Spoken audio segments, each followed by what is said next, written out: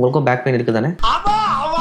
இப்பெல்லாம் யாரை பார்த்தாலும் பேக் பெயினுங்க. குழந்தைங்கலேருந்து பெரியவங்க வரைக்கும் படிக்கட்டு ஏறினா, பைக் ஓட்டினா, கார் ஓட்டினா எல்லாருக்கும் back pain. Most of the time அதுக்கான காரணம் மசில்ஸ் பெயினாக தான் இருக்கும். ஒரு 1 வீக்கு மேலே அந்த பெயின் கண்டினியூ ஆகிட்டே இருக்குன்னா நம்ம வேற காரணம், அதாவது டிஸ்க் ப்ராப்ளம் இருக்கா, இல்லை நர்வ் கம்ப்ரெஷன் ப்ராப்ளம் இருக்கா, இல்லை சம்டைம்ஸ் கிட்னி ஸ்டோன்ஸ் கூட இருக்கும். அந்த கிட்னி ஸ்டோன்ஸ் இருக்கும்போது அடிவயிறுலாம் வலிக்கும். ஸோ அந்த மாதிரி ஏதாவது ப்ராப்ளம் இருக்கா அப்படின்னு யோசிக்கலாம். அண்ட் இந்த மசில்ஸ் பெயின்னால வர பேக் பெயின்கான மோஸ்ட் ஆஃப் த ரீசன் என்னன்னு பார்த்தீங்கன்னா ஒரு ப்ராப்பர் போஸ்டரில் உட்காராது தான். ஸோ ப்ராப்பர் இந்த மாதிரி ஸ்லவுச்டாக உட்காருறது, இது மாதிரி லேப்டாப் ரொம்ப நேரம் பார்க்கறது, அதெல்லாம் தான் மோஸ்ட் காமன் காரணங்க. அண்ட் நிறைய வெயிட் இருக்கவங்க வெயிட்டை குறைக்க வேண்டியது இருக்கும். அண்ட் ப்ராப்பராக வந்து எக்ஸசைஸ் பண்ணாதவங்க கொஞ்சம் ப்ராப்பர் வாக்கிங்லாம் பண்ணணும். அதெல்லாம் பண்ணாலே வந்து இந்த பேக் பெயின் நல்லா கம்மி ஆகிடும். எஸ்பெஷலி கோர் ஸ்ட்ரென்த்தில் கான்சன்ட்ரேட் பண்ணுங்க. அதனால பேக் பெயின்லாம் ஈஸியாக ரெடியூஸ் ஆகும். ஒருவேளை நீங்கள் கீழே விழுந்துறீங்க, அதுக்கப்புறம் உங்களுக்கு பேக் பெயின் இருக்குன்னா சிடி இல்லை எக்ஸ்ரே எடுத்து ஏதாவது ஃப்ராக்சர் இருக்கா பார்க்கலாம். And most of the time disc and nerve ப்ராப்ளம்க்கு எம்ஆர்ஐ தாங்க பெஸ்ட் சொல்யூஷன். இந்த டிஸ்கை பற்றி நான் ஃபர்தர் வீடியோஸில் இன்னும் டீட்டெயிலாக சொல்கிறேன். என்னை ஃபாலோ பண்ணிக்கோங்க.